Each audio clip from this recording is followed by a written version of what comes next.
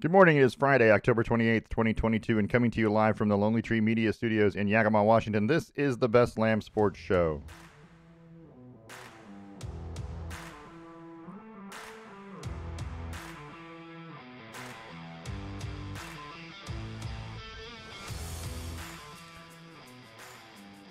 I'm your host, David Lamb. With me is my son, Parker. Say hello, Parker.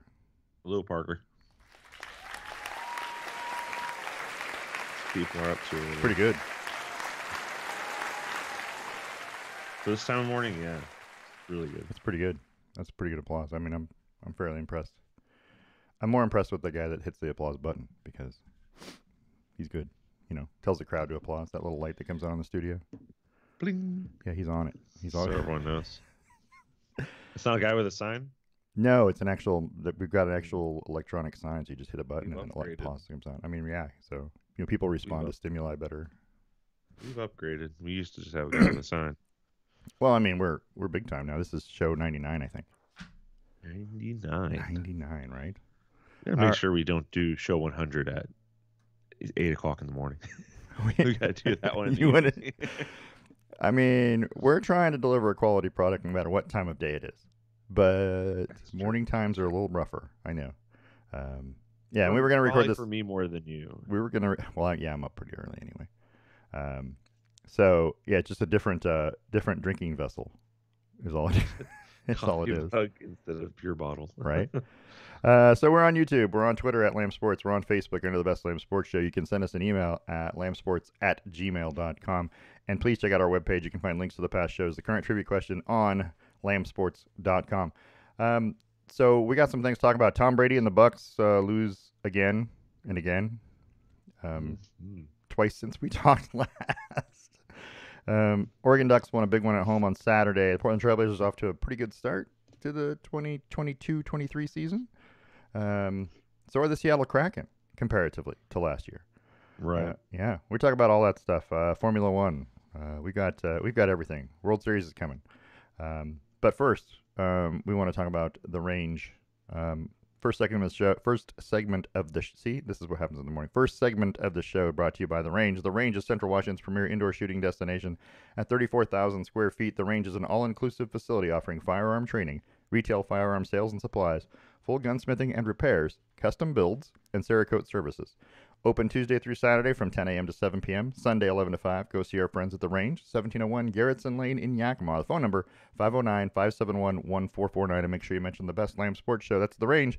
Educate, equip, and empower. Let's talk about the Trailblazers right off the bat. All right. Started the season in a place they hadn't been since 1999, and that was 4-0. That's a long time to not be 4-0. Doesn't seem like a stretch to be, but 20-some years since they had done that. So, and then they promptly went out and lost to Miami. So, just in time. Just in time. Well, they beat Denver on Monday. They blew out Denver 135-110. That was a good win that looked good. That's what put them at 4-0. They were losing at the half of that game. Yeah. And I think I looked in the third quarter and they were down 10. And the next thing you know, I look in mid-fourth quarter and they're up like 12. And I'm like, what is going on here? They scored 80 points in the second half of that game. Yeah. They had a big third quarter. 80 points is, no matter who you are, if you score 80 points in a half, you're probably winning the basketball game. I mean, probably. Not always, but that's pretty good. Miami, they lost Wednesday night. They lost their first game of the season, 119-98 to the Miami Heat. Miami had a balanced attack. They had 6 different players that scored 14 or more points, led by Bam Adebayo's 18. Damian Lillard, who led Portland with 22, in 26 minutes, left the game in the third quarter with a calf strain. He is expected to sit out tonight's game against Houston, at least. Yeah, I'll be at tonight's game. Yeah, and it's one of those things where you when you realize that he came out in the third quarter, and that's where Miami kind of took off in the game. That's it. How do I explain that? This has been Portland's issue, is that when they got rid of C.J. McCollum, you no longer had a number 2 guy that was super reliable, could take over the game. They're good players in there, but nobody that could shoulder. Real quick timeout. Just so you know, yeah. The issue with doing this in the morning, they're blowing leaves outside. Oh, that's good. So if you end up hearing that, if you end up hearing this, because I hear it in my head, I hear it outside right now. The little fans going. I don't So if hear you it. end up hearing it, that's what's going on. I don't hear it at my end. Oh, good, good, good. So and Yeah, and they need a better number two for sure. and what you also get in the morning is garbage trucks and Garbage truck, people leaving yeah. for work and All right, so my neighborhood, is real sidebar, is yeah. too small for the garbage truck to drive through. So they take the community, the complex has like those little golf cart things, like, but they have like the slightly more powerful ones. They drive it down there, get the trash can, bring it out to the road. Hmm. So they like have like a hitch that they hook it up to. So they drive it through the neighborhood down the street. The big It's dumpsters. the big dumpster. Oh. It's super loud. I actually think that doesn't happen until the afternoon. Oh. I think it's like 10 or 11, but still, well, maybe like noon. But yeah, still in the What's morning you get the leaf blowing guys. what's the, is that happen? Doesn't happen every day though. They don't come around and blow leaves every day. It's like once Twice a a week. week. Oh, twice a week. Twice a week. Well, you're an Yeah, apartment complex. Yeah, I suppose that's probably true. yeah, that's a problem. We got lawnmower guys that come by here. They come by every Monday, but it's about 11 in the morning when they start mowing the Yeah, lawn around here. So yeah, that's not so bad. no, it's not too bad. And I think that's just because of where we are on their route. Otherwise, you, Well, you might get it at 7 in the morning. these guys at the leaf blowers will be doing this at whatever time is most inconvenient for you. So it doesn't matter when it is. Like That's you'll true. be coming home from work at 5, and then that's when they're doing it. That's, And they're blocking off a road so that way they can do it. And it's you're, like, why now? yeah, that's true. Road construction too. Whenever's most convenient. Or inconvenient for you, whichever. Yeah. Anyway, so Little side there. yeah. So the Blazers, I think, need to find that guy again. I thought Anthony was going to be that guy. He's a good player. Don't get me wrong. I think he's not Damian Lillard. He's not someone who can shoulder the load and take over a basketball game. Right.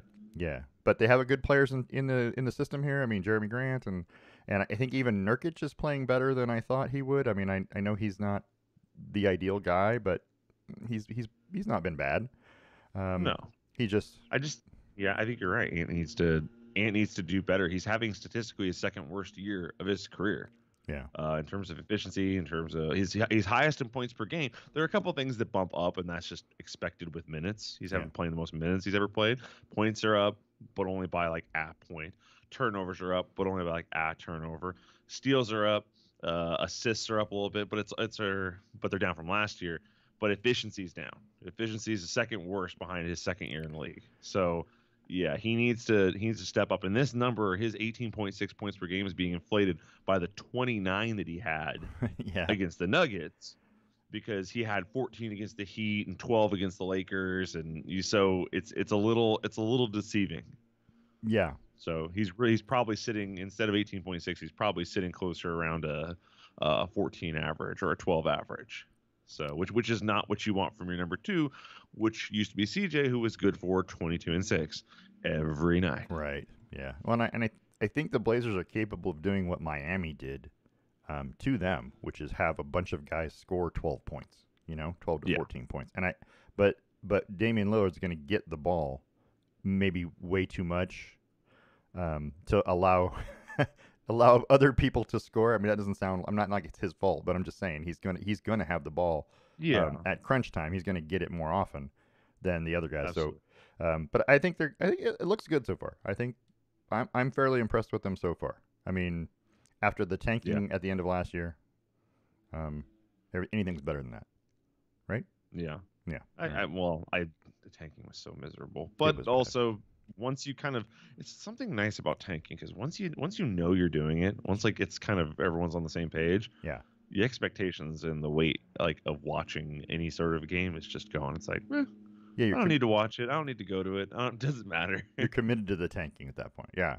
Yeah, Yeah, committing to the tank is a very freeing feeling. Fans have to be able to do that. Commit to the tanking, and it's really hard in a basketball season, which has 80 games, to realize that after 50 games, your team has decided to cash it in. Because there's a lot more basketball games left to watch than you're going to lose. But and this guy that's in the draft, Wimbayana, or whatever his name is, he seems, apparently he's the future. Of basketball. Everyone's really, really, really high on him. So a lot of people are going to draft for him. Oh yeah, they're gonna. So There's gonna be some serious tanking here in about Victor Wembanyama. They're gonna tank for him pretty hard in another what 20 games or so. It's only gonna take about it only takes about 30 games in before teams realize how their season is going. Because if at that point you're 10-20, the odds of you coming back and being any good are pretty yeah. slim. Turning it around after 30 games, unless there was a So significant injury. should the Lakers start tanking already? Yeah, they're already 0-4. The Lakers are They're already 0-4. They play at the They're Timberwolves tonight. Um, That's not a winnable game for them. that's not really with everyone healthy. But the Timberwolves look like they're struggling to adjust to their too big system. Yeah, it's a different. So yeah, they're not exactly doing great right now either. But the Lakers are offense. bad. Well, and it's funny too because when you look at the standings and you see some of the teams, and I'm not going to put them up here, but if you look at the standings, you see some of these teams that Celtics are 3-1. Okay, I expect the Celtics to be 3-1.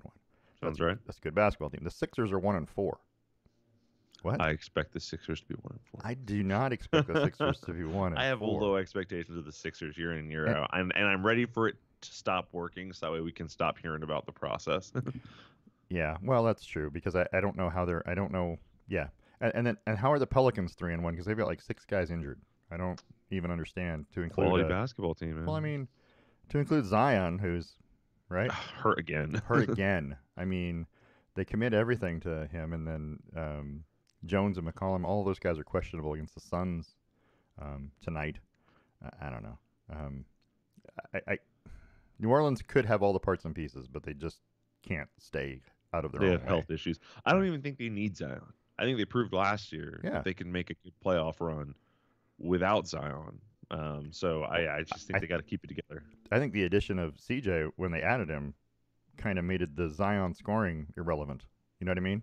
He filled that void of the scoring.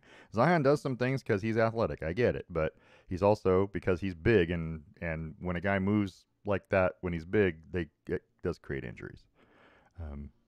Or blown out shoes or whatever. So there's that. Anyway, NBA is going to be interesting. It was still way too early to know anything, but I just know the Lakers look bad. They don't look like they can win a game. I mean, if everyone's still healthy and you're still 0-4, what's the excuse? I mean, last year it was, so and so was injured, and then so and so was. Now, what's your excuse? So, yeah, it's so weird. So like LeBron his last game against Nuggets, which by the way, that's a gripe, is that like I can't watch any Blazer games because it's all on Root Sports. Right. I don't have access to Root Sports. Right. So all I get to watch is whatever is on ESPN or local access, which is always the freaking Lakers. Yeah, and then they black out all the Portland games that are right. Yeah, you can't watch those. It's super aggravating. But we don't even get Root Sports anymore on Dish. They got rid of it up here, so we don't. We used to have it, and then it was gone because we used to be able to watch Mariners games and Blazer games and all that kind of stuff. Nah, not anymore. Yeah, so. It's very frustrating. I mean, the team is shooting terribly from 3 on the year, but so the other night LeBron James had 30 something points, but was 1 of 8 from 3.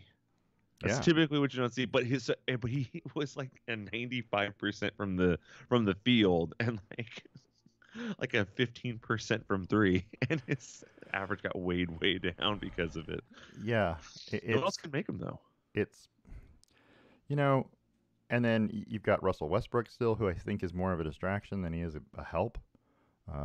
He doesn't. I mean, at this point, he sat 2 of these games that you've lost. Your excuses for on-court play aren't there anymore. Now it has to be off-court issues. Right. Yeah. I mean, you're losing with him. You're losing without him. It looks the same way either way. Yeah, and the Lakers are LeBron turning the ball over significantly too. I mean, but he's handling the ball a lot more because I think it used to be Russell Westbrook was that guy and he'd have the ball in his hands, but now they're not doing that. And he's just another guy on the floor, even though he's listed as the point guard. It's still LeBron, and he's touching the ball. He's averaging 25, 10, and almost 8 assists a game. Yeah. But he also is turning the ball over a little bit more, and it's I'm sure they're getting frustrated as a team. And how long before those emotions boil over and you get that angry brow going on the anyway. The angry brow. Yeah, they're 27th in the league in offensive rebounding. They're 30th in the league at 3-point percentage, and those two are very important. 30th in the league in points per game. Like they've got to step it up. The stats that they are doing well in is they're second in steals, lots of steals, sixth in defensive rebounds. Yeah. So they're getting easy ones.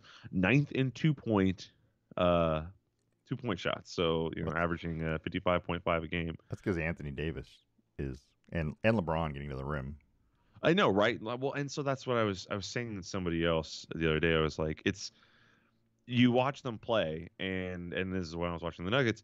You don't defend LeBron when he comes into the lane. Like if he starts to back you down, you can play a little defense, but the moment he pops to turn around, your hands go straight up and you don't move. Right. You still might get called for a foul. But if he's coming full head of steam, you especially kind of get out the way. Yeah. Just let it happen. Let them beat you another way. Let LeBron get his 30 burger and you see what happens. Right. Because Austin Reeves isn't carrying the team. No. Kendrick Nunn isn't carrying the team. And Anthony Davis is struggling this year. So I don't know. And also we're T-minus 2 months till Anthony Davis has a season-ending injury. You're giving him that's generous 2 months. Well, I feel like usually it happens in December. Or maybe January, and then he's out till the All-Star break, or after the All-Star break. He's due for a leg injury, yeah.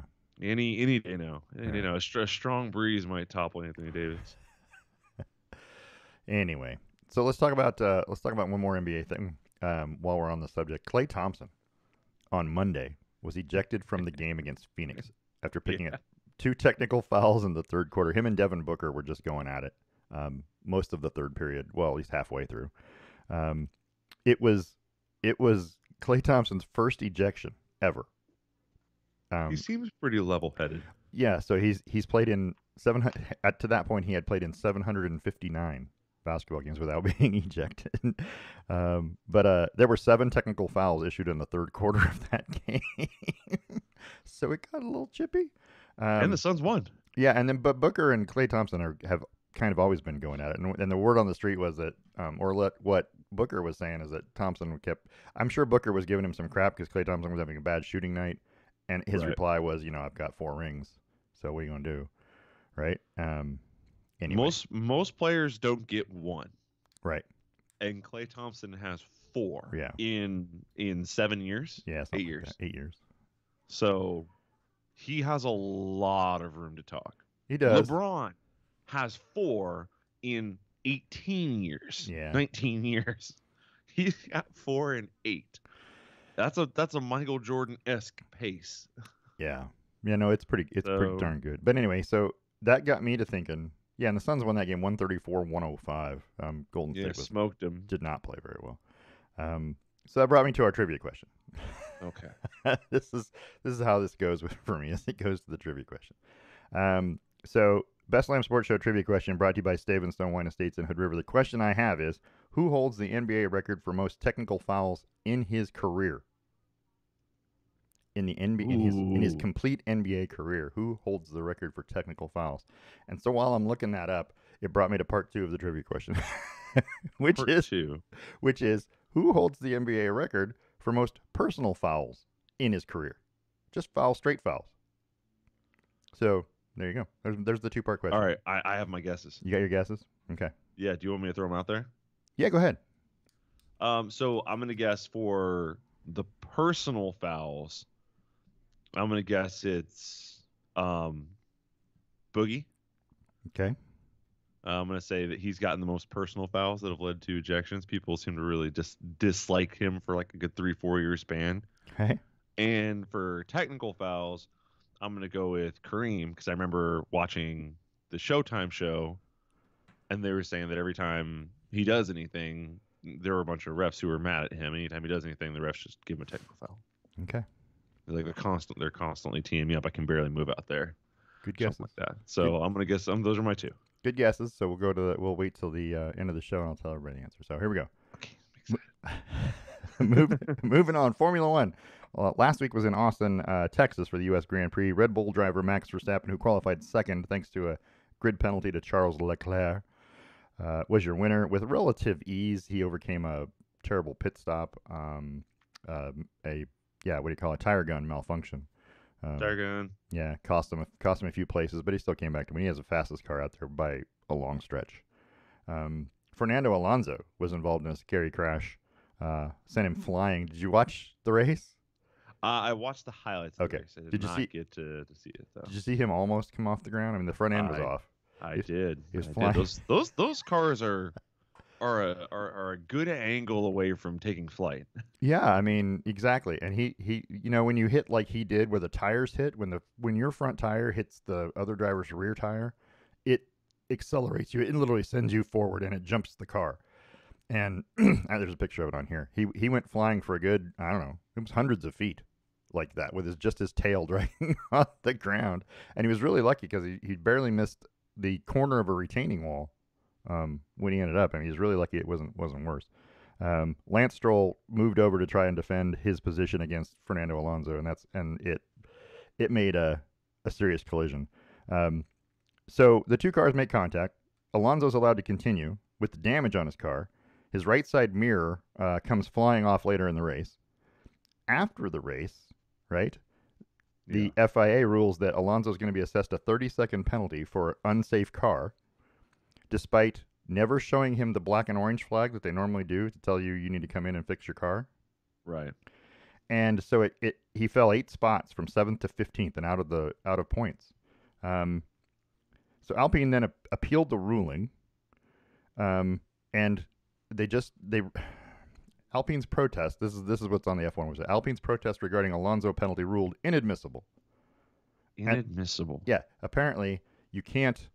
What they're saying is this is what the FAI said. There is no ability or right for any party to protest a decision of the stewards, nor against a summons to a hearing.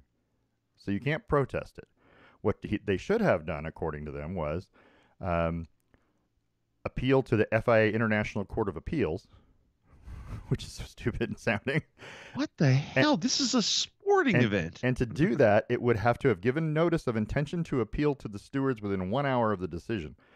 And all along, Alpine has said, hey, Haas didn't file the protest in enough time. They were 24 minutes past the deadline to file their. Haas is the one who protested the fact that they had damage to their car and they drove unsafe. But they were past their deadline but they still managed to take that and give him a penalty. Anyway, all of this is to say that Alpine has requested the right of review of the steward's decision, and so they're going to talk about it. They're talking about it today, actually, hearing taking place, or yesterday, I'm sorry, and we're now waiting a decision. I don't know. It's so stupid.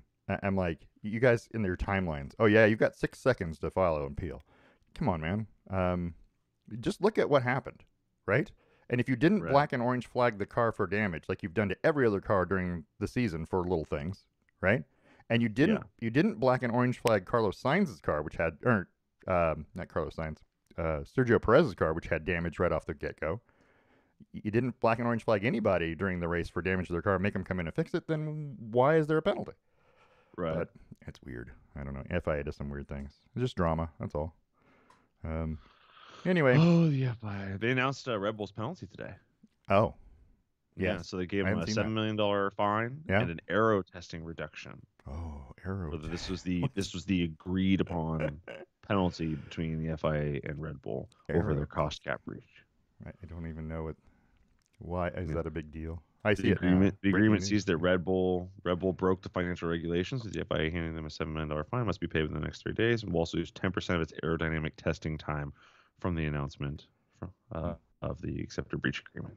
So we're gonna wait to hear from all the teams afterwards, which are gonna, because Christian Horner said all along they didn't do anything wrong. We didn't do anything. We're innocent. It does say that there's no accusation or evidence that Red Bull had sought at any time to act in bad faith, dishonestly, or in a fraudulent manner, nor was it willfully concealed any information from the cost cap administration. Okay.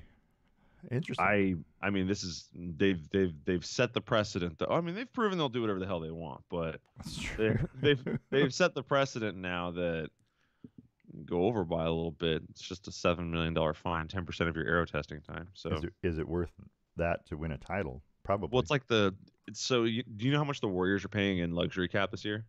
No. $400 million. That's you know how much they're paying next year? No. Or sorry, know how much they paid last year was $400.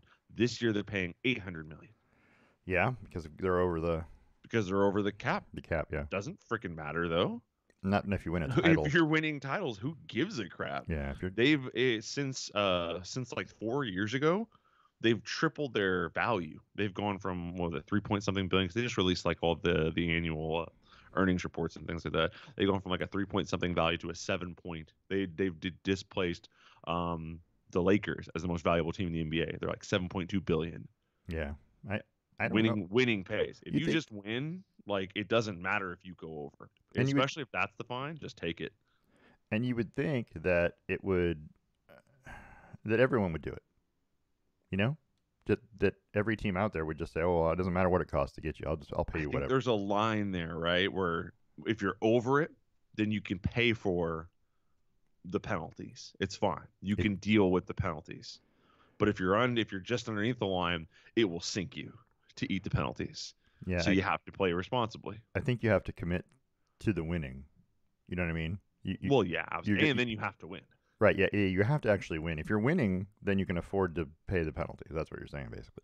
Yeah, You know? so I think there's teams like the Bucks. Well, the Bucks are in a great place because they have one of the smallest salary groupings other than Giannis in the NBA. But yeah, how this relates to this is that if it does gain you an advantage, which they didn't say if it did or not, they just said that it wasn't malicious. Right. They didn't very they didn't intentionally try and deceive anybody with it. But if it gains you an advantage, it might just be worth it because there's no doubt that Red Bull made more money this year. Right. They made Absolutely. enough money to cover a $7 million fine. I mean, it takes one sponsorship that wants to be on your car next year for $7 million, and boom, this is a non-factor. Oh, that's true. So, I mean, yeah. So it doesn't matter. And the question is, now will there be repeat offender penalties? If you do it 2 years in a row, will they double your fine, or will it go to actual points, or like, what's the deal? Like, I don't know. The fact that the FIA has a whole entire system, a whole entire court of appeals, Right.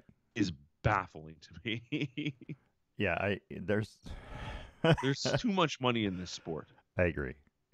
I don't understand why you've got. I mean, and it rivals the college football playoff committee, not to be confused with the managers committee, not to be confused with the directors committee. Yeah. I mean, how many people are involved and how much are you paying them? Anyway, so I don't know. It's big government basically. Big government. Each sport has some sort of big government that they got to deal with. And it's unfortunate that they're kind of writing the rules as they implemented a cost cap, but you didn't have a set of penalties in place already. Right. Yeah, I do. Like you didn't. Mm-hmm. It's I don't know. It's very unique. It's beyond our comprehension that there would actually be a penalty that anybody would actually do. What I don't understand is if you need to make a cost cap breach. Yeah. Let's say, oh gosh, we're at the cap, yeah. and I still have to pay for catering for the last 2 races. Yeah, catering. Why can't you just put it to essentially to the teams, right, to agree to let you do it? All right. I'm sure there'll be a team or two that'll be stinker pants. I'm sure Mercedes won't let Red Bull eat, but I'm sure that freaking AlphaTauri doesn't care. Won't let them eat. I'm sure whoever else is using Honda engines won't care. So the other teams will vote and be like, okay, we all agree that Red Bulls, we know they're going to go over, but they're going over for this. Right. We're all okay with this, right? Okay, cool. We're all in favor. Oh, and then they get to go order their catering stuff and submit an accurate inventory or exception, cost cap exception, things like that. So I feel like there was an easier way to do this if it was like a harmless thing. I don't know. There's so many. It just raises more questions every time you talk about it. So and see, that's the problem. Formula One's getting so convoluted that you can't keep it straight. I laugh about the catering just because I think that's hilarious. But that was the funniest thing that he said in all of this. Is like, oh, we went over on catering bills and things like that. Yeah, I mean, dude, too many. I mean, do we have to spray champagne on each other at the end because saved a whole bunch of money right there? Can it just be like a Pepsi or something? They're donated bottles. I'm sure that's product placement, but you know whose champagne it is, right? It's Ferrari. It's Ferrari champagne? Correct. I thought it was oh geez. It used to be. There was a okay. So starting last year, Ferrari came out with introduced their champagne line, and so Ferrari has a champagne line, and that's the champagne you see them spraying on each other. Just look at the bottles and see Ferrari, biggest crap on Ferrari them, Trento. and I'm like, whoa. So anyway, Hey. yeah. So I mean, like, your Ferrari's getting extra advertising in, right? And is that part of the cost cap? Anyway. I'm gonna tell you, Ferrari isn't getting that much extra Oh, I know. advertising in because I didn't You didn't know know. it was Nobody's for paid Ferrari. attention to it. Yeah, but I mean, I think everyone's got to agree that, like, okay, so we're not getting Whole Foods for these guys anymore. They're getting Happy Meals now. It costs a lot to eat healthy, man. It's expensive. It does cost, but it can't cost that much. These No dudes more- weigh like 120 pounds. I know they can't eat that much, right? They're tiny human beings. I know. Yeah. Anyway, all right. Let's The important stuff there. for so Carlos Sainz was the pole sitter. He got knocked out in turn 1. Have you seen the video of all of the Ferrari fans? No. So there's a video of turn 1, and all these Ferrari fans are there, and they're like chanting something, like a song or something like that. Sure. And you see Sainz out, they go, oh. That was their chance. Yeah. It just died really fast. So that combined with Leclerc being starting what? Where did he start? Like 15th or 16th in the race, something like that. Enabled Red Bull to clinch the Constructors' Championship for the first time since 2013. Mercedes had won 8 straight. So Mexico City this week. Races on Sunday. I'm sure it's roughly the same time as it was for the Austin game or Austin race. I don't know for sure, but I'm guessing. I think it happens middle of the day. 12:30, yeah. Yeah, middle of the day. All right, so there's that. Let's move on to the NFL. Wait, hold on. Wait, Can you just Back to use Formula 1? some of your time for aero testing during the race now? I mean, I think the aero testing happens in a lab, though. I mean, it could, but like, you have a couple free races here. If you're Red Bull, that don't matter to you anymore. Yeah, but you can't use like next year's car. I don't think the now. regulations changed between this year. Well, I mean, there will be some rule adjustments, but if you had anything you wanted to test or that's you were true. thinking about, just slap it on your car because You've got a few races. you got a few races to use it. Just 3. There's 3 more. So just do They're what you need to do. they're actually going to go up to 120% of aero testing time.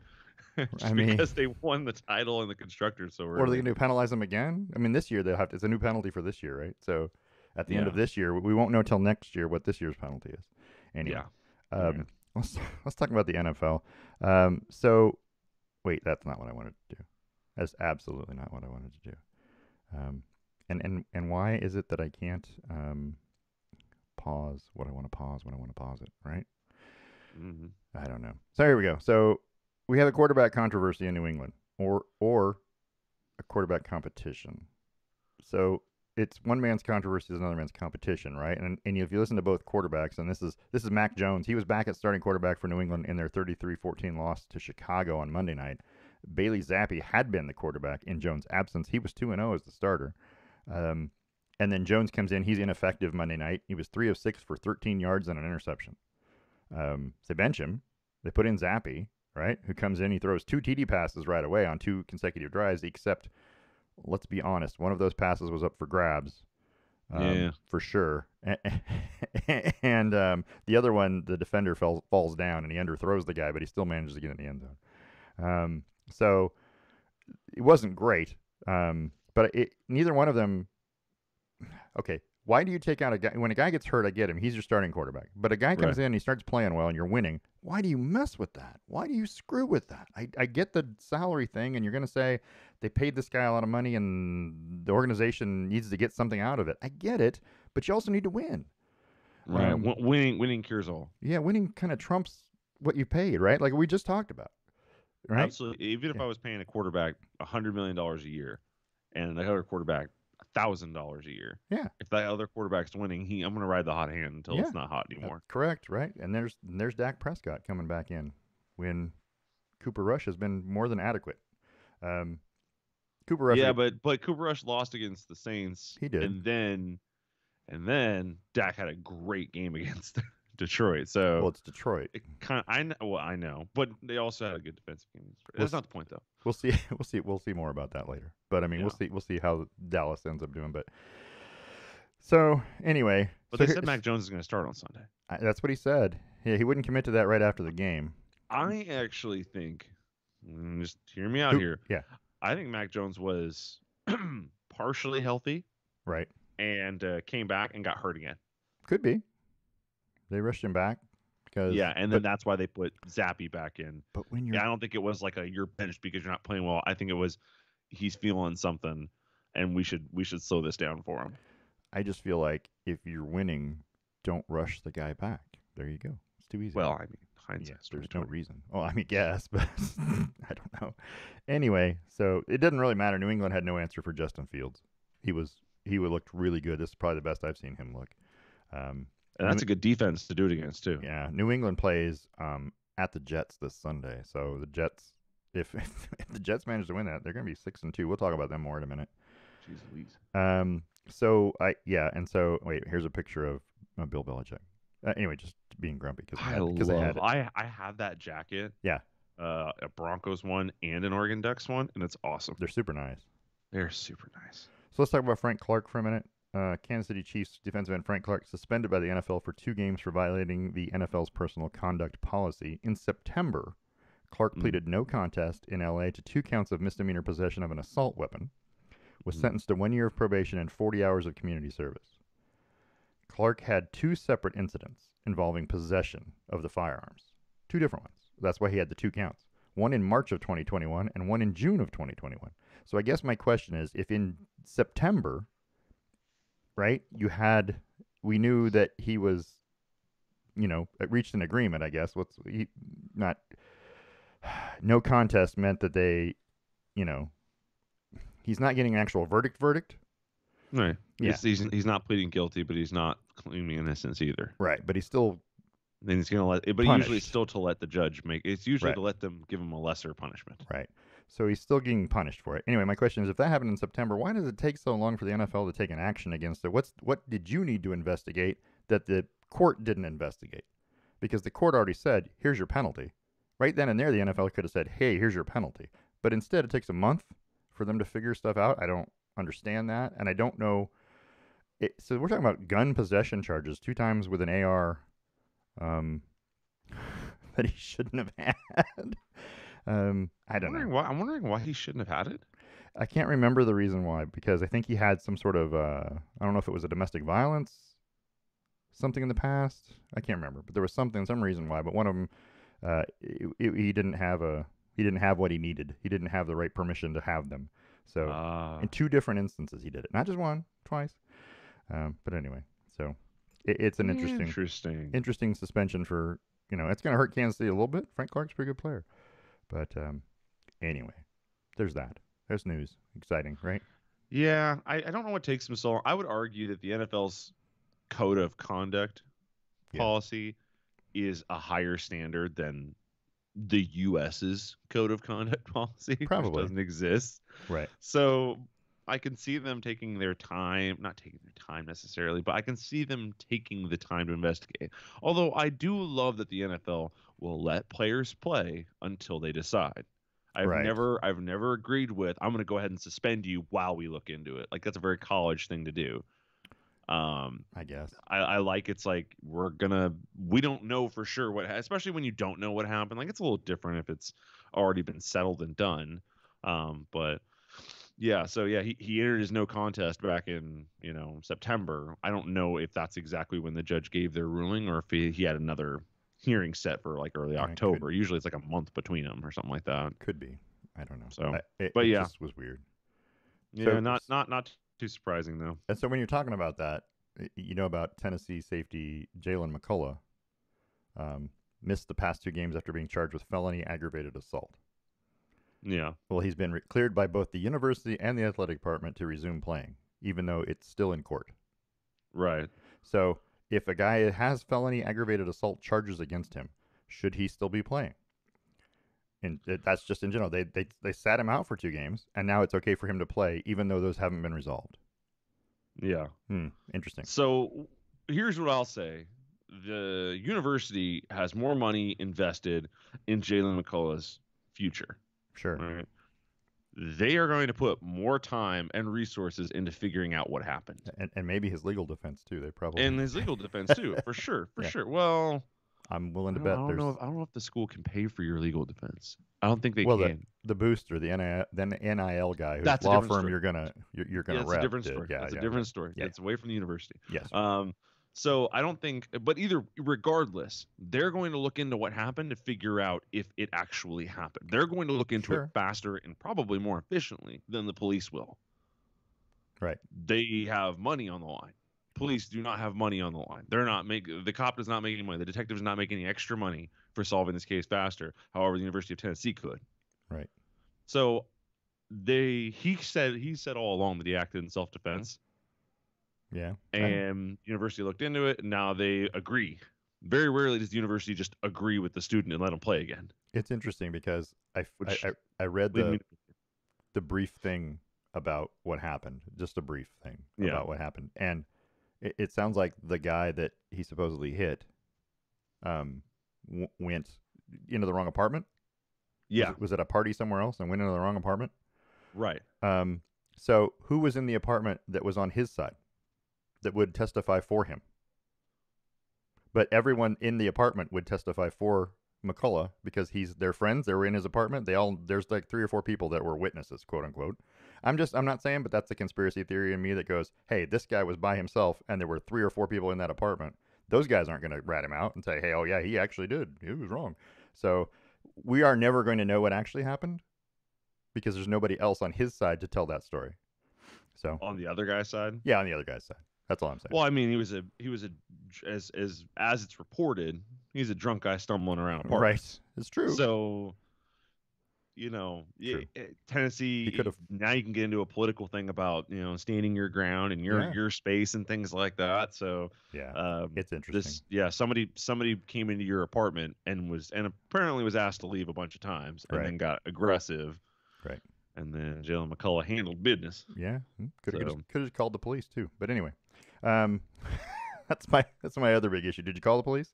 No. Some guy entered your apartment and wouldn't leave, and there was a problem. Did you call the police? Nope.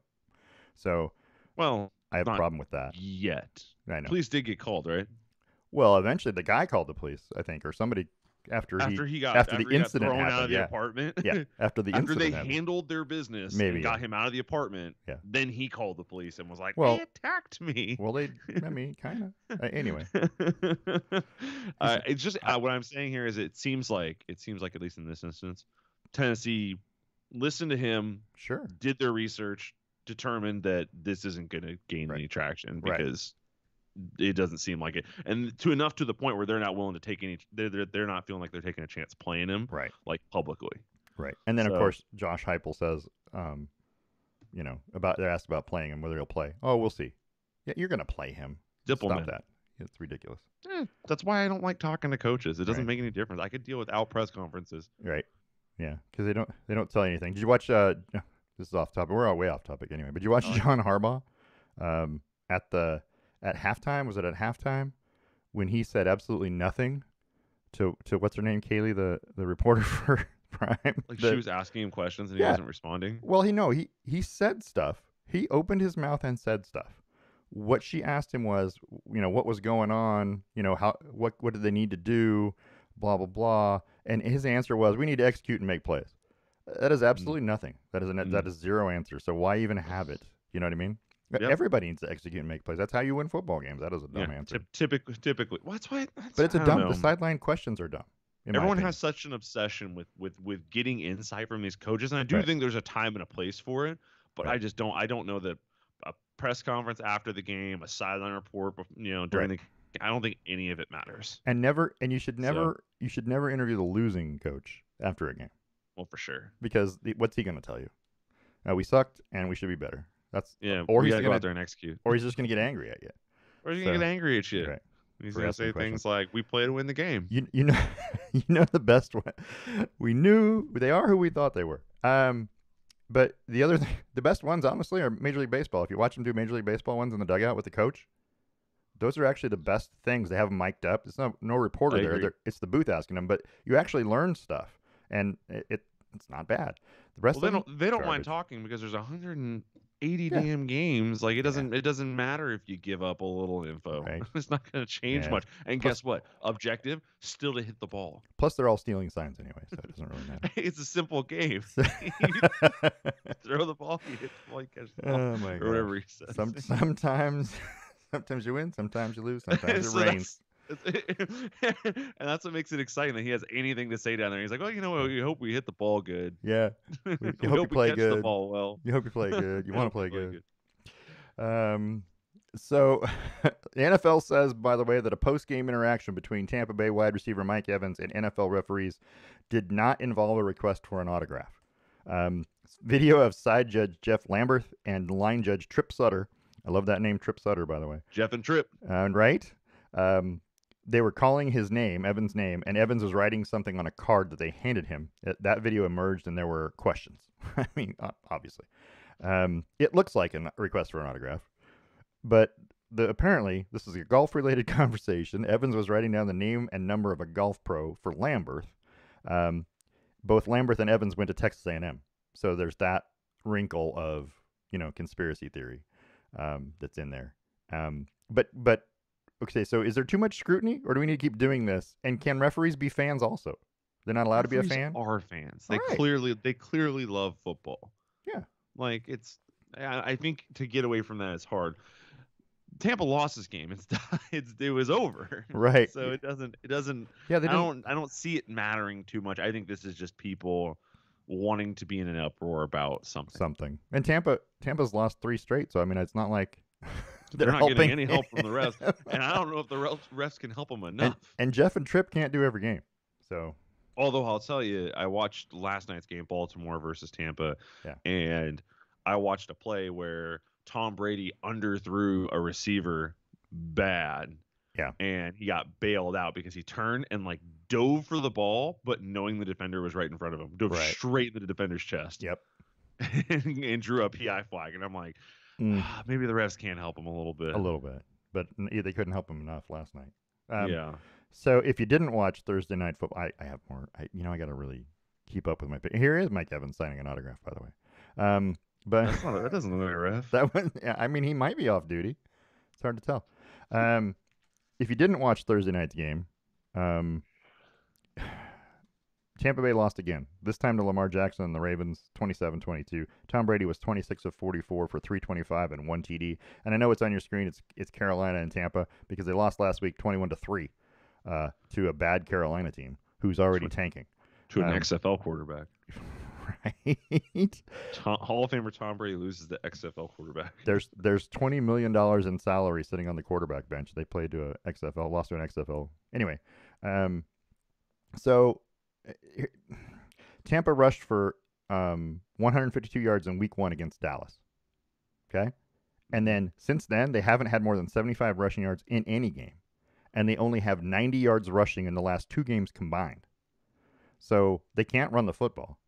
And it's all on Tom Brady, and their offensive line hasn't been good enough to protect him, really. I mean, he hasn't had a ton of sacks, but enough hurries.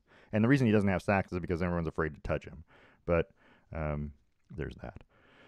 So anyway, he had many moments last night. You could see it on Tom Brady's face where he was exasperated, frustrated, that look on his face, the big deep breaths, he was not happy. And so I guess is he going to re-retire at the end of the season? That's the question. We're going to have it every game, every week this. I don't know. Right now? Honestly, I thought he was done before. I don't know anymore. Right. You can't really read his mind. He didn't have a bad. I mean, he was 26 of 44. He had an 89.7 rating. He had no turnovers. Right. 325 yards passing. He didn't have a bad day. But it's the losing that he's upset about. I mean, he's a competitor. And if your team's going to continue to lose, wouldn't you? I mean, you got an option to just quit, because if your offensive line is bad and you're going to start taking hits, and you got to run as much as he did last night, because he not ran the football, he scrambled a lot more than you're used to. Yeah, but the point here is that in these losses, they're not doing great this year, and in these losses, he hasn't looked that bad. No, I don't think it's not him. I get very it. much. Whatever's going on, people are wanting to be like, he's got this and he's got that, and I don't know. I don't think it's him. I don't, because his stats look okay. They're not great. I mean, they're not, classic Yeah. Tom Brady stats. They look okay, but he's not doing badly, and they're losing games. They're not stopping anyone really on defense. Their defense looks a little washed this year. They've got injuries there, Yeah. and they're not running the ball well anymore. No. And I'm not saying that the game is he's not playing the game well. What I'm Right. saying is that at some point in time, as used to winning as he is, he's going to get frustrated with losing. And Yeah. they've lost 4 of 5, and they don't look good, and it's causing him to not look as good. I mean, not that he doesn't look bad, it's just that he doesn't look good. He's thrown 1 touchdown pass in 2 games, the last 2 games, right? And he's only one time this year has thrown more than 1 touchdown pass. Right. And that was losing against Kansas City. When they only rushed the ball 3 times, by the way, against Kansas City. He threw every down just about.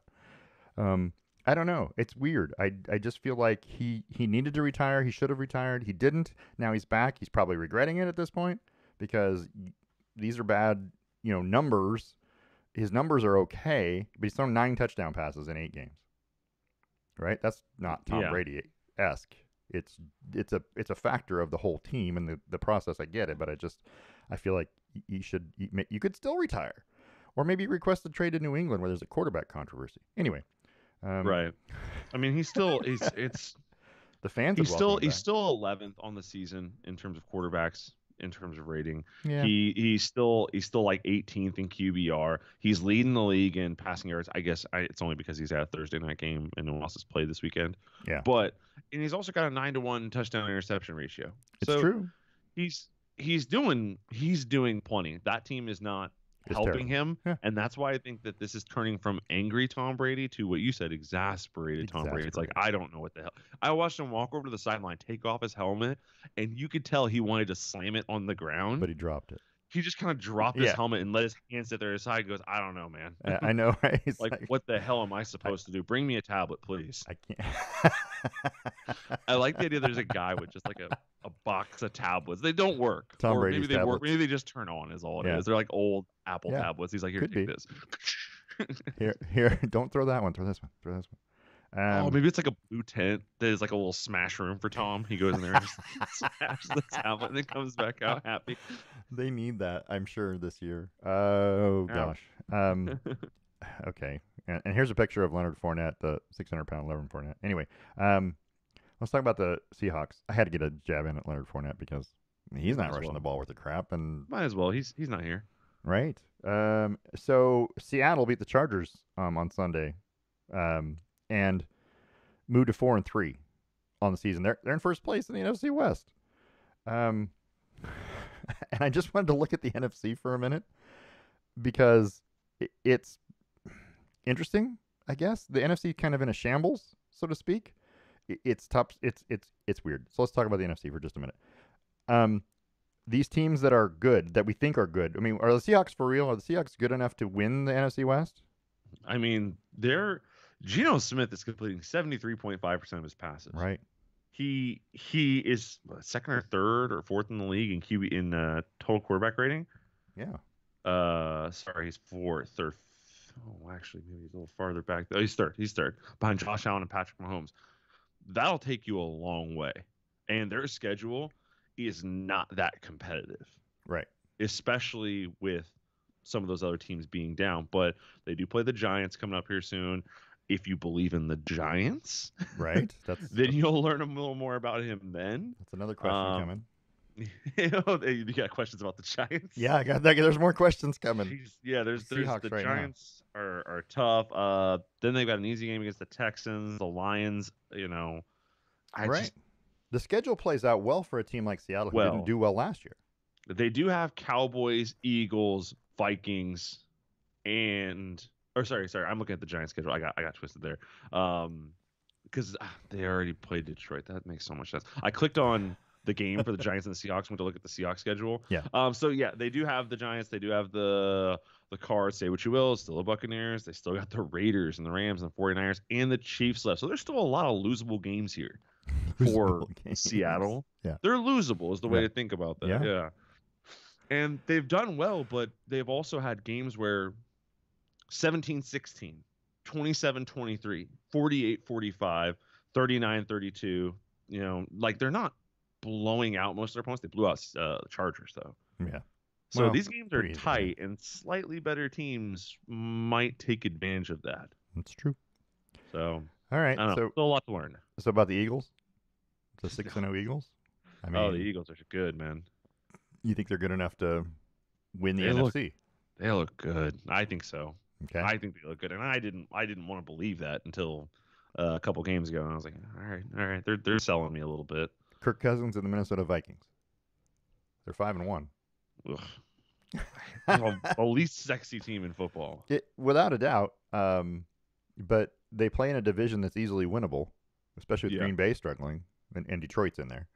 So, and Chicago. And Chicago. Yeah. Chicago's not really going anywhere. Green Bay, I would count on to turn around at some point, to figure something out. Right. But I mean, Detroit. I still think Detroit might be tanking on purpose. Well, then they may be. They need one more player. They need one more guy. Let's grab one more guy. elite linebacker or elite, cornerback, and we'll go from there. So then you talked a little bit about the Giants. Saquon Barkley's back healthy. Second in the league in rushing yards. I feel like with him healthy and him running well, takes a lot of pressure off of Daniel Jones and what he does. So they're better than they were. I mean, I don't think this is a bad football team. I don't know how good they are. Just because, but they are going to play, Philly and Dallas again here. So, I don't know. So there's still a lot to learn about them, right? It's so weird. I keep saying that, and I'm like, I don't know. We're halfway through the season. Yeah, the top three teams in the NFC are literally three of the top teams are in the NFC East. Is Dallas, Philly, and the Giants. One of those guys, if it's not Minnesota, is going to win the NFC probably, just because of the way the divisions play out in the games. But Dallas is another one of those teams. Their defense is pretty good. It's a pretty good team. And Dak Prescott is back, and they played well against Detroit, but it's Detroit. So I guess we'll know. It's Detroit. I mean, you just don't know. But this week they get Chicago at home. And Chicago's coming off a win, obviously, and so I don't know how good Chicago is. And this brings us to more questions. It brings me to even more questions. Should these teams like Chicago's in a position where they just won, they're 3-4, right? They've got to feel good. It's optimistic, right? And Justin Fields played well, but you got a team like Green Bay who's 3-4 and not so optimistic because the expectations were higher. That's right. And so I guess it's all about your preseason expectation, what you thought the team should have been and where they are now. If you thought Chicago was only going to win 2 games, hey, look at us. We got 3. I don't know. It's one of those things where I see these teams, should they be worried? Should Green Bay be worried right now at 3-4? No, not yet. Should Tampa be worried at 3-5? No, not yet. Not as long as you have Hall of Famers on your sideline. There's a strong chance. I'd say once this gets to the 11th game mark, then you can decide whether or not you're going to panic or not. But neither of these teams is going to tank. Although I'll tell you, Tampa might want to consider now and draft Tom Brady's replacement. I don't think Tom would do that unless this next draft is going to be quarterback rich. Right. I don't know that Tom Brady would let you tank unless he got hurt or he was. You know what I mean? It's a coach's decision why Tom's not playing. You're right, exactly. Coach's decision. A team decision. Tom is taking a step aside for his mental health, and the team is going to be focusing on drafting someone else. And then everybody in the NFC West, because Arizona's 3-4, San Francisco's 3-4, the Rams are 3-3, and one of those teams, the Rams and the Niners, they play this weekend. Yeah. One of those 2 teams is going to have another loss. I don't know. If you're Atlanta at 3-4 and you're playing Carolina this Sunday and you have a chance to be 4-4 and lead the NFC South, you got to feel good about your 3-4 record. I don't know. I don't know what to do with the NFC. The NFC is killing me. There's still a lot of time. It'll all get sorted out. I think it's still going to end up with Philly most likely winning the NFC. Okay. It'll be interesting to watch. That's all I'm saying. It's going to be there's so much there. I don't even know how to unpack it all yet. But that's okay. So let's when it's too complicated, time will sort it for us. That's true. Good point. All right. So how do I get rid of this? Oh, there it is. All right, so let's look at the rest of the Week 9 schedule. You obviously the Baltimore 27-22 win over Tampa, and then you've got those super important game Pittsburgh, who's coming off a win and looked good against Miami, playing at Philly. The defense for Pittsburgh is really good, but I don't think they're good enough to beat Philly. Right. You got. I was looking at the point spreads for most of these games. Yeah. It other than the Buffalo's an 11-point favorite over Green Bay. Other than that, Seattle is a 3-point favorite against the New York Giants. Yeah. What? I mean, it's a home field favorite. Okay. That's all it is. But none of the rest of these games have a spread that's larger than 3. Yeah. So there's so many games on here. I go, this should be an easy win. Dallas playing at home against Chicago is not favored by. It's like, what? What is going on? So I don't know. I've seen a lot of close things, and there's going to be more upsets. And you got teams like Washington at 3-4 and Indianapolis at 3-3-1. One of those teams is going to be 4 and have 4 wins. Right. And in the NFC right now, you're in playoff position if you got 4 wins. So I don't know. And then the best game on here, I don't know. In my opinion, the Buffalo Green Bay Thursday night game or Sunday night game might be good. It may not. It has potential to be good. But the Cincinnati-Cleveland game on Monday, Cincinnati's now without Jamar Chase. That might be a really good football game to watch, or it could be crappy. It's hard to say. I think that, what's it called? Rams 49ers. That might be good too, but It's going to be a good one. I don't know what I'm getting. So, because again, those teams are good one week and bad the next week. It could be. Well, good. all of these games are kind of like that. It's like, Broncos Jacksonville. Broncos defenses, they're going to do their thing? Are they going to actually put together offense? Does it take going to another country to do it? Like, I don't know. And then you move on, and it's like Falcons, Panthers. And you're like, like you're not really sure. Russell, is he playing against Jacksonville? Have you seen all the stuff about him on the plane? Yeah, the memes of him on the plane exercising, warming up. It's so funny. I know. I can just imagine that what happened was he spent, 5 minutes in the aisle, 10 minutes in the aisle, and somebody's like, he was on there for the whole damn flight. Just making noise. Woo! In the aisle, just let's get pumped up. Come on, guys. Because what he had said was he did some stretching and some exercises, some high knees in the aisle. Yeah. But he was in his seat with the trainer. Right. For the majority of the flight, and the trainer was working on his legs and things like that. Sure. And he has self-diagnosed himself ready to play. I mean, those hammies are touchy things. I don't know. You might as well. I mean, I didn't see a difference in our offense with Brett Rippon or Russell Wilson. That's a partial condemning of Russell Wilson. Yeah. But that's also a condemning of our offensive scheme. Right. It's like when you stuck with 2 different quarterbacks, the scheme is probably bad. But one of those quarterbacks is a Hall of Famer and should be able to overcome it. I don't know what I'm doing. All right, so I got to get to other things. We got to move along. We've talked a lot already. Let's go. So let's. Where was I? Is this where I was? I think this is right. Shit, I don't know.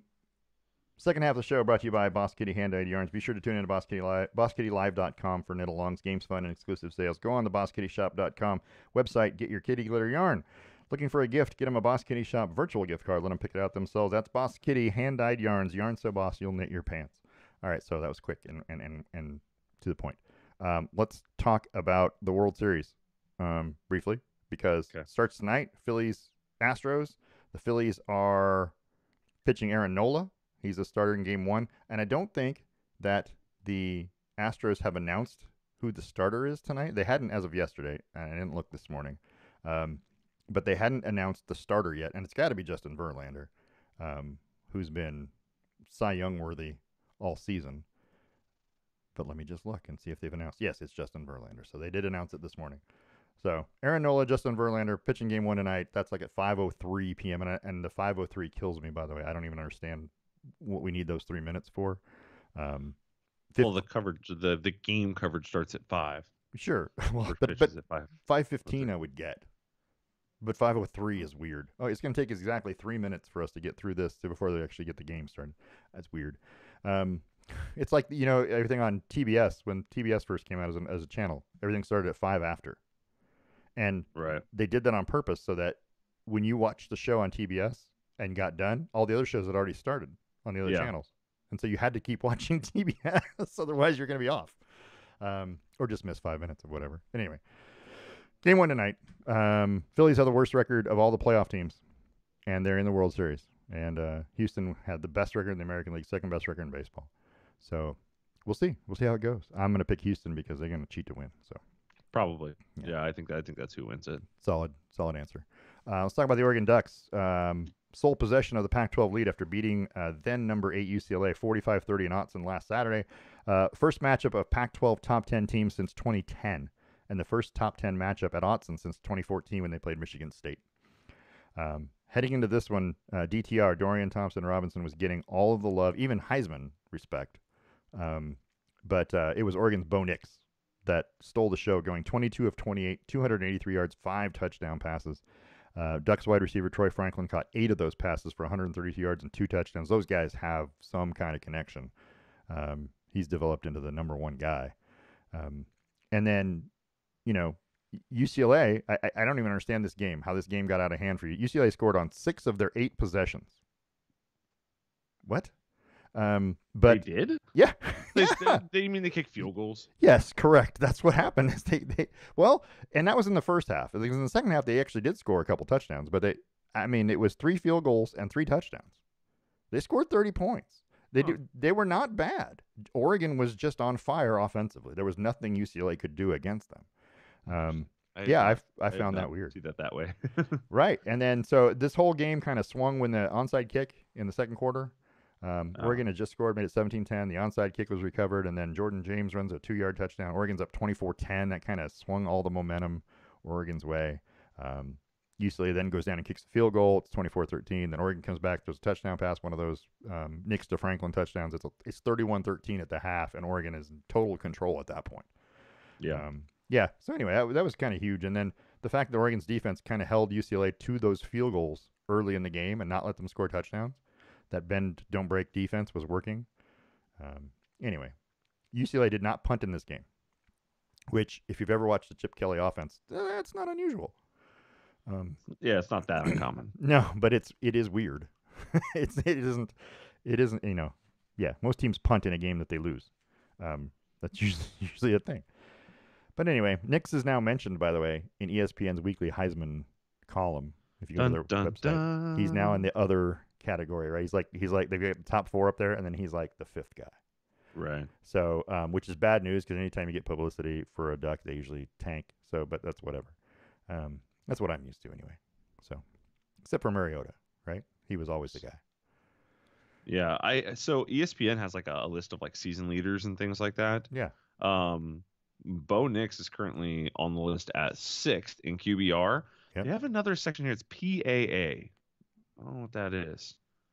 I have no idea what PAA. But so what it says is number of points contributed by a quarterback counting for QBR and how much he plays above the level of an average quarterback. Points above average. Points above average. So his points above average, he's 3rd in the country. He's doing really great things. His sack percent or his sack number. So like Drake May leads in points above average. His sack is minus 10.9. Hendon Hooker's minus 5.5. Bo Nix is minus 0.2. Dude does not get sacked. Yeah. And he's top 10 in every major statistical category. He didn't even get sacked against Georgia. Didn't even get sacked against Georgia, not once. Not once. Not in the game that they lost 49-3. You'd think there would have been a sack. No, he never got sacked. Just the one time against Stanford. Stanford is the only team to sack him this year. So anyway, weird. But yeah, he's he runs for 8 yards a carry. He's got a 71% completion percentage, 17 touchdowns, 3 interceptions. They're calling great plays for him. He looks like he's very comfortable executing those plays. And the defense is playing well enough to give him the ball back and stop the other team from scoring touchdowns. That's all you need, really, to win. So we'll see. We'll know more. They play at Cal this weekend. Yeah. Cal's a place where they struggle, Oregon, normally. Just saying. Just recently. I've watched many a season over the past where Oregon looked great heading to Cal, and then they lay it in. I remember one, 2010. Yep. And then I remember 2 recently. Yeah. So over the past decade, Pri- I can think of 3 seasons where they've had an issue, and one of those is a win still. And prior to that, I think I could probably name you another 3 seasons in the previous decade where they struggled at Cal and lost a game. Yeah, So, but that was before no huddle offenses. I We don't guess, care. kind of, sort of. Yeah. Wasn't even the same era of football. Sure. Okay. It's still football. It still counts. Still Anyway. football. Yeah. So anyway, Ducks look good.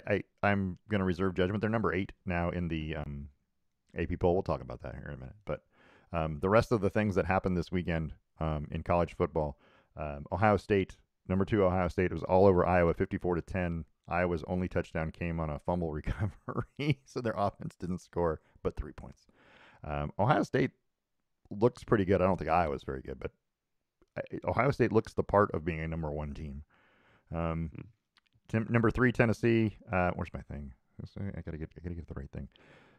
Number 3 Tennessee, 65-24 over UT Martin, but let's be honest, it's UT Martin.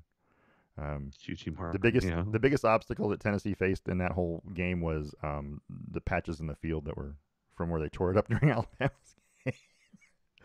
The potholes in the field. Anyway, that was a joke of a game, but you got those games on the schedule. I get it. UT Martin probably got paid a crap ton of money to come to Neyland and get hammered. Clemson, 27-21 over Syracuse, number 14 Syracuse. So Clemson's getting credit for beating another ranked team that probably shouldn't have been ranked. I realize Syracuse started like 5-0, but anyway, the ACC has one football team in it. I'm just going to go out on a limb and say that. It's Clemson, and I don't know how good they are because the rest of the conference is pretty terrible. But even though there's like 4 ranked teams in there from the ACC, I don't know how this stuff works. Alabama rebounded with a win. Number 6 Alabama over number 24 Mississippi State, 30-6. Looked pretty easy. Their defense looked good. Alabama's still a very dangerous football team and controls their own destiny in the West. So probably going to see them in the SEC championship game. That'd be my guess. I don't know. What do you think? I wouldn't bet against them. I wouldn't bet against anyone right now. We'll learn a lot over the next 2 weeks. And they play LSU. It's not helpful, but there's a lot to know. That Alabama LSU game is looming large. Thanks to LSU winning, because that's the other. I don't think LSU's that good though. They're overrated. They were not ranked last week. They were not ranked last week, and now they are ranked. They were 4-2 because they beat Ole Miss. Right, correct. So this is the typical SEC thing where if you beat a ranked team, you're ranked next week, no matter who you are. If Vanderbilt won next week against a ranked team, they'd be ranked. Yeah.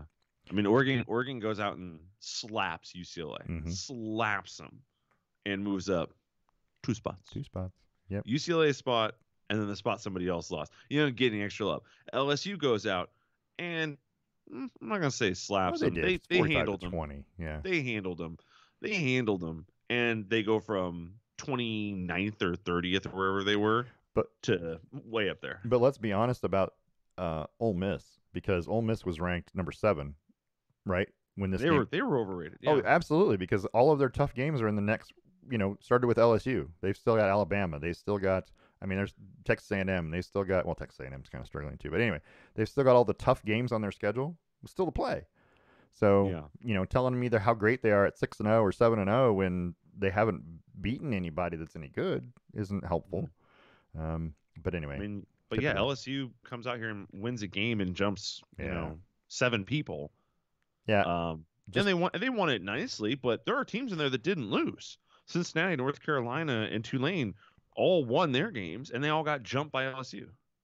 It's true. But then Oregon wins their game, big, nationally televised game day game, right? And you're moving 2. Nah, it doesn't really because matter. we don't want to compromise the top of the rankings.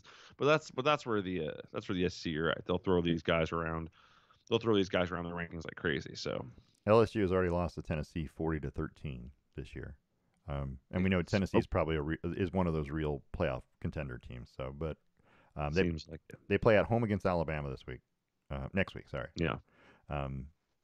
That's going to mean a lot, and then they still have Arkansas at Arkansas and Texas A&M at Texas A&M on their schedule. Right. So, but if LSU can manage to beat Alabama, they absolutely would be in the driver's seat to win the West. But that's not going to happen. If LSU beats Alabama, let's say it's a 30-20. Mm-hmm. Where do they end up ranked? Oh, they'll move them at least. Well, so they're what this week? They're 18. They're 18. They'll move them 10. They'll be 10th. And where does Alabama go? 11th. because that's Never what they falling do. as much as you should. Right. Never always raising more than you should. That's the SEC way. And they'll justify it by saying, "Oh yeah, Alabama has 2 losses, but this is still a really good football team." I get this it. This is still Alabama. It's still Alabama. What we're talking about right. here. Yeah, you know how that works. I mean, I may be a little facetious, but I don't think if Alabama fell 5 spots after losing to a ranked LSU team, that's how they're going to phrase it. Yeah, it would be a travesty. So, and Ole Miss has got a road game against A&M this week. Ole Miss is still going to lose some football. I mean, they have A&M and Bama in the next 2 weeks, and then Mississippi State to close it out. So there's a strong chance they lose 2 of those games. And this is all depending upon how good Texas A&M is, because I don't think either Texas A&M or Arkansas, Arkansas started out the season like they were going to be a thing, and then SEC play came, and now they're not. Neither team. They're both teams are 1-3 in the SEC right now. They're at the 2 bottom teams. They're tied with Auburn with the same. All 3 of those teams are at the bottom of the SEC West. So, I don't know. It's gonna play out over the next 2 or 3 weeks, and we're gonna see who's there. But it'll be Alabama probably. That's who I would put my money on. I won't bet against them. I wouldn't either. Yeah. All right. So what else we got? TCU remained unbeaten. TCU still unbeaten after beating Kansas State 38-28, despite falling behind 28-10 midway through the second quarter. I thought Kansas State had them. I was watching some of that game, and I was like, yep, Kansas State's rolling. This is going to be good. They couldn't score after that. So, anyway, Oklahoma State beat Texas, who's not back, by the way. Texas is not back. Number 20, Texas. They keep trying to rank Texas. Every week they keep trying to rank them, and I don't understand. If they win next week, they'll rank them again. And I'm like, stop it. It's because they believe Texas being good is good for college football. Well, it's a huge fan base, and I get it, but you can't do that. You can't tell me. And I totally disagree with the polls just in general, because I've said this before. You need to tell me not who you think. You need to tell me the teams that are going to be your top 25 at the end of the season. Right now. Not right now. Oh, well, it's all based on what they've done to this point. Yeah, but if you know that Alabama and Georgia play next week, one of them is going to lose a football game. Right. So don't be telling me these are the 2 and 3 ranked teams, but next week you're going to rank one of them 10th because they lost? You know one of them's going to lose. It's not a secret. So tell me what you think if this at the end of the season, what's your poll going to look like? That's what you need to tell me every week. But not, don't be telling me right now these are the 1 and 2 best teams in the country. Well, they're going to play tomorrow, and so one of them's going to lose. Anyway. We're gonna know the answer to this. But see, that to that point, it also makes that kind of irrelevant, right? Like they're about to play, so we are gonna know here soon. So. We are gonna know, but stop ranking them 1 and 2 when you know one of them is going to be number 8 next week. It's a lot of effort to keep the SEC teams afloat. We got to keep 6 of them in there at all times. Well, yeah, because you can't compromise. Because if there's only 2 in there, right, then their entire rankings are compromised. Their entire season looks bad. And next year, when Oklahoma and Texas join them, they're going to have 8 of them in the top 10 or top 25 all time. So. Well, and that's why they keep Texas A&M ranked highly right now, so that way they can be like, oh, well, they've been in the top 25 every year. Yeah, they're no good for the past however many years. Yeah, I don't know. Classic. It's classic stuff. Let's talk quickly about what are we going to talk quickly about? I don't know. Don't listen to me because I say stuff and then it's not true. Let's talk about the AP poll real quick because I have that here and we can do that right now. This is the current AP poll. This is the top 14. I couldn't get it on one page for some reason. I don't know what happened. But this is the week 9 AP poll. Georgia's still number 1. Ohio State. Tennessee got 13 first place votes. I'm not sure I agree with that, but Clemson got 1. I disagree with that even more. I mean, I don't understand. Some SEC, there's some ACC voter. Right, absolutely. I mean, it was like, oh yeah, they deserve it. If you're giving Clemson a vote, how come Michigan didn't get a vote? That's just dumb. And I think it's funny because I think you're betting they're doing exactly what I'm saying. They're saying that Ohio State is way better than Michigan and they're going to beat Michigan. Which is why you don't have Michigan number 3, right? Right. Otherwise, you'd put them up there, but you're already anticipating they're going to lose to Ohio State, but you don't do that with any other teams. I don't know, it's weird. So, I feel like this is exactly the way they're drawing it up. You yeah. know, with 2 SEC teams and 2 Big Ten teams in the Yep. top four. It's good for them. Good for Good for college football. college football, I guess. I don't know that it is, but TCU is going to throw a wrench in that, or Clemson, or somebody. If TCU goes unbeaten, Clemson goes unbeaten. Either Ohio State or Michigan will go unbeaten, and Georgia or Tennessee goes unbeaten. There's your 4 playoff teams. That's true. That's true. Well, and that's kind of the hope in all this is if you get up with a whole bunch of 1-loss teams, TCU has 1 loss and Clemson has 1 loss and everything like that, then they're going to stack the deck with SEC teams. Right. So here's a good question. Assuming all that happens, right, and you have 4 unbeaten teams, which you might, and Oregon goes out, beats Utah, who's going to move up. Utah just won last night, by the way, over Washington State. But they had a backup quarterback. Cameron Rising was not playing, so they won with a backup quarterback on the road. I feel like that's a pretty good win. And then Oregon, let's say Oregon runs the table, beats Utah, plays USC in the Pac-12 championship game, and USC is going to have to beat UCLA, so there's a top 10-ish matchup, right? If that happens, Oregon will have 2 wins over top 10 teams. Not many people have that. I mean, it just doesn't happen very often. But 2 wins over top 10 teams, and Oregon would still miss the playoff. I guarantee it. Well, if TCU and Clemson lose, you'll be sitting with Oregon at 6. Yeah, then there's a chance. And then Georgia, Ohio State, Michigan, and Tennessee, 2 of those teams have to lose. If that happens after Oregon gets to 6, that's a question. You could sneak in. That's a question. Will they rank them? It depends on how bad those losses are. If Georgia puts a 45-10 hurting on Tennessee, they might fall behind Oregon. If Ohio State puts a 45-10 hurting on Michigan, they might fall behind Oregon. But if those are close games, they might just reshuffle the top 4. That's true. And you're still ass out. It's gonna be interesting. We'll see it play out. I mean, Georgia and Tennessee still have to play each other. Ohio State, and then Michigan, Alabama still has to play Tennessee or Georgia, presumably, if what we think happens. Correct. Yeah. So yeah.